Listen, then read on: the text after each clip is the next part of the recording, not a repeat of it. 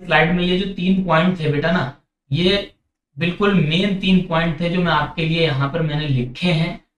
अगर एग्जाम में क्वेश्चन पूछ लिया जाता है कि what are the advantage of pea plants over other plants, या पी प्लांट ही क्यों चूज किया, या पी प्लांट के क्या एडवांटेज थे जो मेंडल साहब ने ये प्लांट लिया, ठीक है। तो ये 3 जो मेन पॉइंट्स थे, ठीक है, ये आपको ध्यान में रखने हैं। आगे देखते हैं कौन कौन से कंट्रास्टिंग कैरेक्टर्स थे जो पी के प्लांट में दिखाई दिए।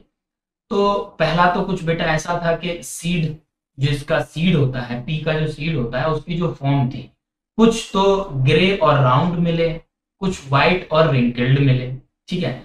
कॉटिलेडन्स, कॉटिलेडन्स आप जानते हो, आपने पढ़ा है, येलो थे कॉटिलेडन्स और ग्रीन थे, मतलब कलर इनका येलो था, ग्रीन था, ठीक है। तो ये क्या हो गया, देखो यहाँ पर राउंड और ग्रे और राउंड, राउंड और ये वाला कैसा है, रिंकल्ड। तो ये one pair of contrasting character हो गया, कैसा कि इसका जो सीड था वो राउंड भी था और कुछ में रिंकल्ड भी था, ठीक है। सीड का कलर जो था बेटा, कुछ में येलो था कुछ में ग्रीन था, तो ये क्या था, दूसरा पेयर ऑफ कंट्रास्टिंग कैरेक्टर्स हो गया। फिर इनके फ्लावर का जो कलर था बेटा, जो मटर के पौधे पे जो फूल आता है उसका जो कलर था वो भी 2 तरह के थे, कुछ में वायलेट था कुछ में व्हाइट था। तो ये क्या था, एक another pair of contrasting characters हो गया। फिर जो मटर का जो फली होती है बेटा, पॉड बोलते हैं उसको, उसकी जो फॉर्म थी कैसी थी, एक तो फुल थी और दूसरी कॉन्स्ट्रिक्टेड थी। फुल कैसी थी, जब आप मटर होती है नॉर्मल, कॉन्स्ट्रिक्टेड ऐसी कुछ थोड़ी सी इस तरह से, मटर की जो फली होती है उसकी शेप कुछ इस तरह से थी, कॉन्स्ट्रिक्टेड, ठीक है। तो ये another pair of contrasting characters. अब इसी फली के भी कलर्स 2 तरह के थे, एक येलो और एक green, another pair of contrasting characters, ठीक है। स्टेम में कुछ था बेटा, स्टेम में जो था, जो फूल की जो पोजीशन थी जहां पर फ्लावर आ रहे थे, तो ठीक है, एक्सियल, एक्सियल पोजीशन थी बेटा, ठीक है, बिल्कुल एक्सिस पे थे, कुछ प्लांट्स में एकदम एक्सिस एक्सियल पोजीशन थी, मतलब जहां से ब्रांचेस फूट रही थी, ठीक है, वहीं पर क्या था, नया फूल निकल रहा था, वहीं से पूरी फली निकल रही थी, ठीक है। कुछ प्लांट्स में ऐसा देखने को मिला कि बेटा टर्मिनल पॉड्स थे, जो फली थी बिल्कुल पूरा प्लांट पूरा ग्रो हो गया उसके टर्मिनल पे, ठीक है, उसके टर्मिनस पे लगी हुई थी, जहां पर एंड हो रहा है वहां पर फूल आ रहे थे और वहां पर फली निकल रही थी। तो this is the another pair of contrasting character, ठीक है। स्टेम का साइज बेटा, कुछ लॉन्ग थे, मतलब स्टेम का साइज मतलब जो पौधे का साइज था, कुछ तो लॉन्ग थे, 6 से 7 फीट तक के प्लांट देखने को मिले। कुछ बेटा शॉर्ट थे, जिनपे जो मतलब शॉर्ट थे उसके बाद भी रिप्रोड्यूस कर जा रहे थे नेक्स्ट जनरेशन। तो ये कितने, इतने शॉर्ट थे, 1 से ½ फीट, 1 फीट, 1.5 फीट के प्लांट्स थे, और 5 से 6 फीट, 7 फीट तक के भी प्लांट्स थे। तो this is the another pair of contrasting characters. तो इतने सारे 1 2 3 4 5 6 7 पेयर्स ऑफ कंट्रास्टिंग कैरेक्टर्स थे, इसी वजह से पी प्लांट को लिया गया और इसी पे मेंडल साहब ने अपने गार्डन में इनको उगाया, इन पे स्टडी की, ठीक है। अब स्टडी करके क्या निकाला, इसका लॉजिक क्या निकला, ये तो अभी तो बात हो रही है कि क्यों इन्होंने मटर के पौधे पे स्टडी की। लॉजिक तो ये था ना कि कैसे कैसे एक जनरेशन से दूसरे जनरेशन में ट्रांसफर हो जा रहे हैं क्या चीज, ट्रेड्स, ठीक है। फटाफट देखते हैं बेटा, ट्रेड भी 2 तरह के थे, ये देख लो फटाफट। एक तो था डोमिनेंट ट्रेड और एक है रिसेसिव ट्रेड, ठीक है बेटा।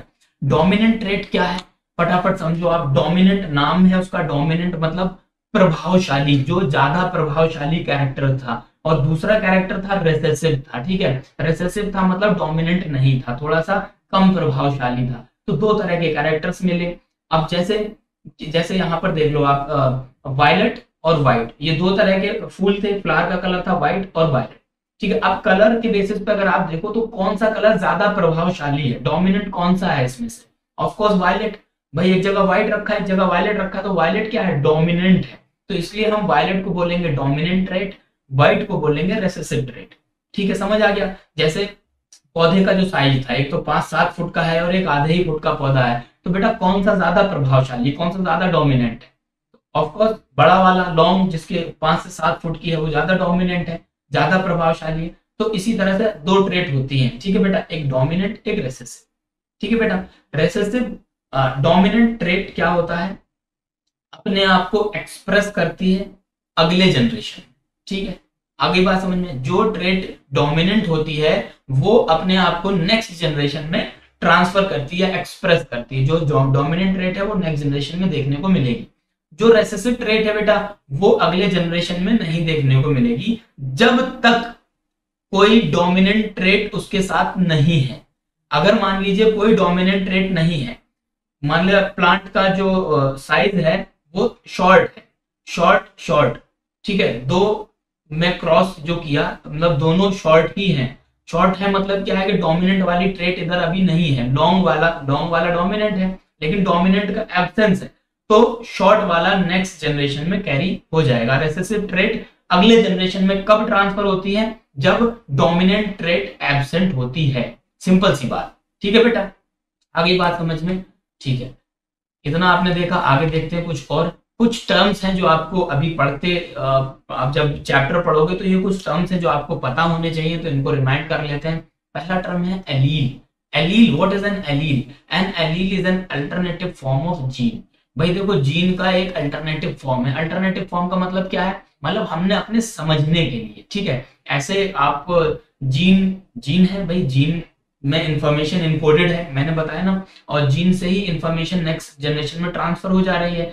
तो कौन सी इंफॉर्मेशन आगे ट्रांसफर हो गई ये समझने के लिए जो हमने कैरेक्टर्स को कुछ अल्टरनेटिव नाम दिए हुए हैं, ठीक है, जीन को कुछ नाम दिए हुए हैं। मान लीजिए हाइट वाला कोई जो जीन है, एक जीन है जो हाइट के लिए रेस्पॉन्सिबल है, अब ये वाला जीन आगे ट्रांसफर हो गया, ठीक है, तो इसको रिप्रेजेंट करने के लिए, समझने के लिए हमने कुछ जो है नाम दिए हुए हैं, उसको एलील बोलते हैं। जैसे टॉलनेस के लिए बेटा रेस्पॉन्सिबल जो जीन है उसको हमने कैपिटल टी से डिनोट किया है, ठीक है, मतलब कैपिटल टी वाला अगर आगे ट्रांसफर होता है मतलब हम समझ जाएंगे कि जो टॉलनेस वाला जो जीन था वो अगली जनरेशन में ट्रांसफर हुआ है।